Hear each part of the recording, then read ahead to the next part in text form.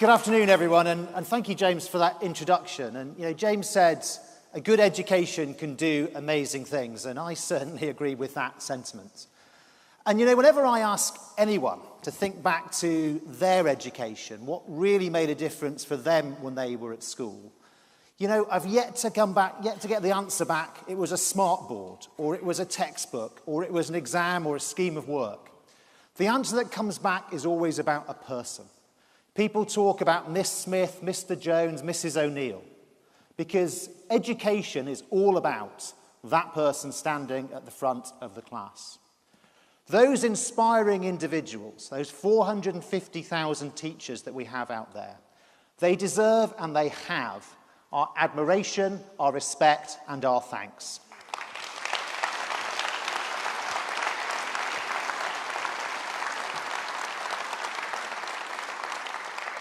And, since 2010, those teachers have made some very amazing things happen, assisted by the reforms initiated by my predecessors, by Nicky Morgan, by Justine Greening, and, of course, Michael Gove.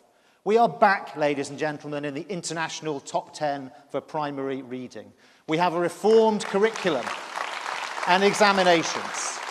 We have thousands of schools that have been set free as academies. We've got 1.9 million more young people studying in good or outstanding schools. And the gap has been narrowed. The gap between the rich and the poor in attainment narrowed at every stage and every phase, from nursery school to university entry.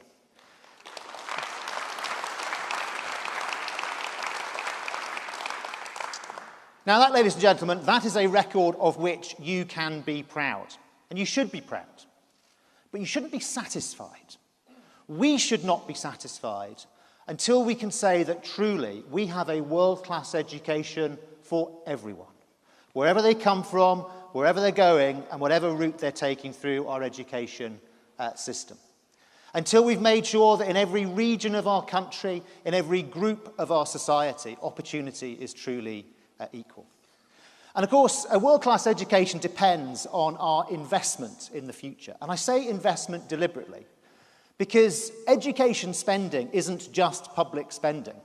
It is an investment in the future of those children going through our schools, also an investment in the future of our country. And as you can see, we are strong investors in education when you look at us compared to other key comparator nations like the G7.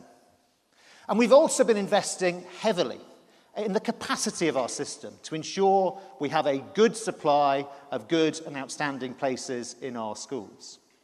In contrast to Labour, who cut 100,000 places in our school system in the years running up to 2010, by the end of this decade, we will have added 1 million school places to our system. And we think that when a school is a good school, when it's giving a good education, and when it's popular with parents, that school should be able to expand so that more young people can benefit from what's on offer. And yes, ladies and gentlemen, that includes if it is a grammar school. And we also believe that there is, and there always has been, a very important role in our system for faith schools. And we will continue to invest in free schools that have brought such diversity and innovation to our system. And I was proud to see another 53 free schools opening this term for the new academic year, as well as the hundreds already open.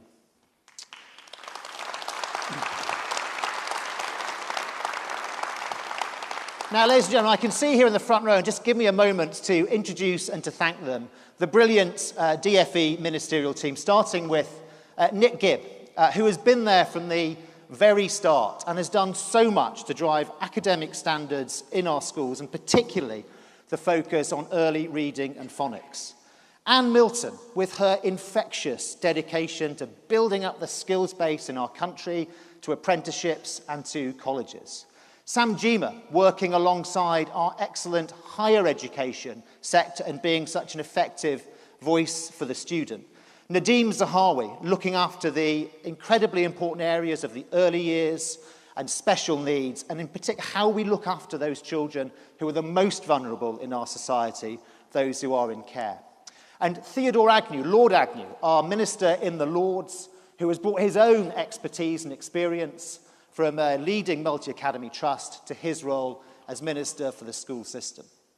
And we're also very lucky to be supported in Parliament by our excellent team of David Morris, Jack Brereton, Anne-Marie Trevelyan, our Commons Whip Amanda Milling, and James Younger in the Lords. Now, we are all spurred on by three key imperatives. The first of these is progress. Because we think, and I know you think, that it is self-evident that every generation should have better opportunities than the last. And you think that every year we need to raise our sights higher and we need to reach wider to make sure we unlock the talent, the potential in every single child in our country. Secondly, we know that on the education of this generation of children lies the future prospects and prosperity of our country. Because it's productivity growth that allows people to be paid a little bit more each year and allows us to afford more for the excellent public services which we all value so much. And third, preparedness. Being ready for whatever comes in an uncertain world. And yeah, part of this is about being ready to seize the opportunities that will come in global trade after we leave the European Union. But it's also about preparedness for the change that's happening in the world as we speak. And if you think about all the technological advances that are happening at the moment, if you think about artificial intelligence, voice computing, the Internet of Things, advanced robotics, any of these on their own could constitute a revolution. But right now they're happening all at the same time. And so we've got a pace of change that is truly unprecedented. Now, people sometimes talk about all this technological change in the world as a threat and something to be overcome, and there are issues to deal with. But it is also an opportunity for those who are ready, those who are equipped to take advantage of this change. And we need to make sure that this country is one of the countries that seizes technology and makes it work for us, not one of the countries that technological change gets done to. So, to deal with these challenges, to take the maximum advantage of these opportunities, now, more than ever before, we need a focused and sustained plan for education and skills. And that starts with academic standards. And the way that the knowledge economy has developed, and with the emerging superpowers of the economies of the East, we can't afford any let-up on academic standards. And we need to go further. And we need to make sure we're putting enough emphasis on the subjects of the future, for the global Britain of the future in this changed world. So we need to think about both the languages of mankind and the languages of machines. We also need to make sure that all our young people leave our education system with the basic essential skills that they are going to need with them in life, whatever path they end up taking, whatever job they end up doing. Central to that is English and maths. And we've made a lot of progress, actually, already on English and maths and making sure that that is spread widely, but we need to go further. And so today, I'm announcing 32 primary schools and 21 colleges, which will act as centres of excellence to spread best practice, respectively for early literacy teaching and for the teaching of maths at age 16 and above. And we also know, and any teacher will tell you, that good teaching and learning relies on a calm classroom. Pupil behaviour is absolutely essential. And so I'm also announcing today a further £10 million to support the spreading of best practice and knowledge on behaviour management and classroom management so that can be very widely deployed. Now, I think we can say that there are genuinely large parts of our academic system which are truly world-class. Many of our state schools, large parts of our university sector. But there is another area which in years gone by has not had enough focus. And I'm talking now about technical and vocational education, which for decades has not had as much attention as it should. And we've already made great strides forward, increasing the quality level of apprenticeships, and with more young people starting on higher level apprenticeships and even degree level apprenticeships. And you'll have heard the announcement yesterday that we're going to further accelerate the process of moving on to these higher standard employer-set apprenticeships that young people benefit from so much. You've all heard of A-levels, right? Tell me yes. You've all heard of A-levels, but you may not yet have heard of T-levels. Has anyone heard of T-levels? Good. Well, those of you who haven't yet, you will do soon, because within a couple of years, we are bringing in this new qualification for 16 to 18-year-olds called the T-level, to be a direct alternative to A-levels, but focused on those key vocational subjects. And today I'm announcing a £38 million capital pot to make sure that the colleges teaching those first T-levels from 2020 can do so with really world-class equipment and facilities. And you also know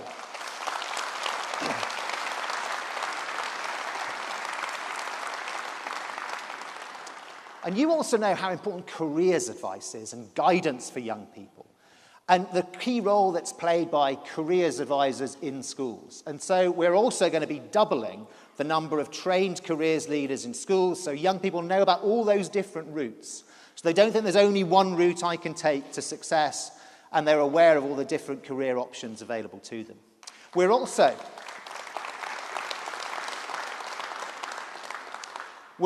going to be reviewing the higher level qualifications, those at so-called level 4 and level 5, that are the direct alternative to going to university for young people at 18. And we carry on our design work on the national retraining scheme so that all throughout their lives people have opportunities to upgrade and change their skills, and so that lifelong learning stops being a phrase and starts being a reality.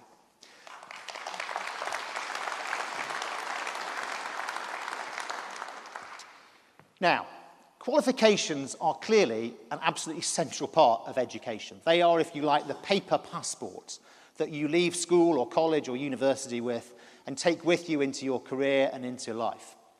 But they're not the whole of the story. And I invite you now to think back to the kids you were at school with and see if you can remember one that left school with nothing or next to nothing by way of GCSEs, or possibly, in some cases, O-levels, depending on our age. Came away with almost nothing in qualifications, but they still went on and did something really quite amazing in life. Can anyone think of that person? I'm going to suggest to you that quite often what makes the difference is something that we might call character. Something you'll never see on a certificate of education, but you know it when you see it.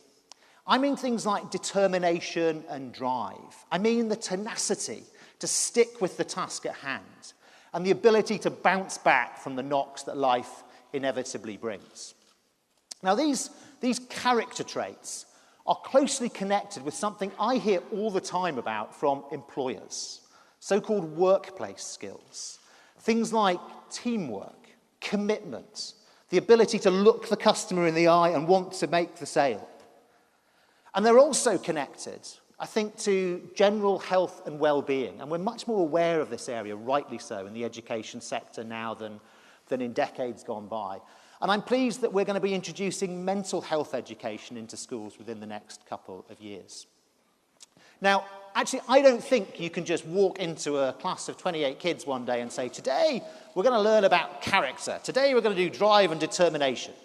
Of course you can't. But these things you pick up a lot from what happens at school. And in particular, I think extracurricular activities play an incredibly important part. So I'm going to be working closely with Jeremy Wright on the new youth performance partnerships and working with Gavin Williamson to make sure that more young people can get involved with the cadets. And for many young people, it's sport that really unlocks their talent and potential. And, in the last few years, we've been able to commit to devote over £900 million to the primary sport premium. And now, working together with Tracy Crouch, the sports minister, we're going to be bringing in a new cross-government initiative for a school sport action plan to make sure that sporting opportunities, and we'll do this together with bodies like the RFU, with the Premier League and with England Netball, make sure those opportunities are spread as widely as possible and every child is able to benefit from what sport can bring.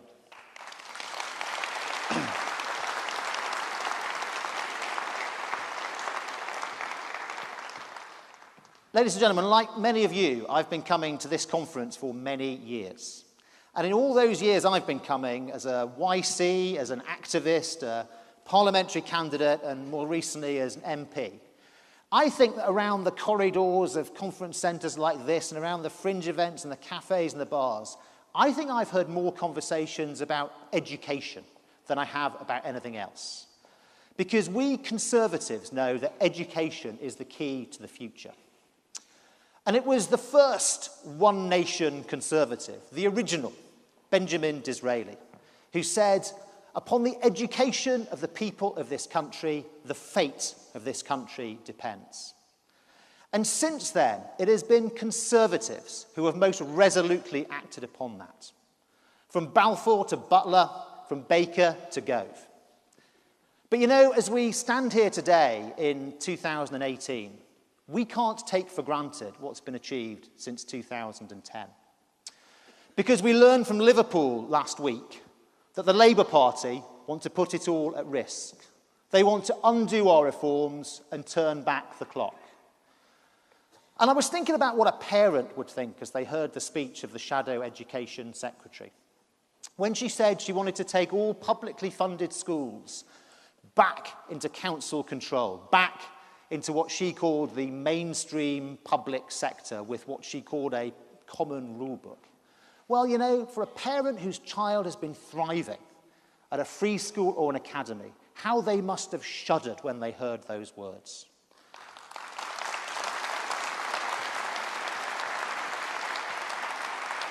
But ladies and gentlemen, we will stand up for those families. We will defend the right of those children to have an outstanding education. Because while Labour go off on their ideological journeys, that child only has one chance at their education, and they deserve the very best.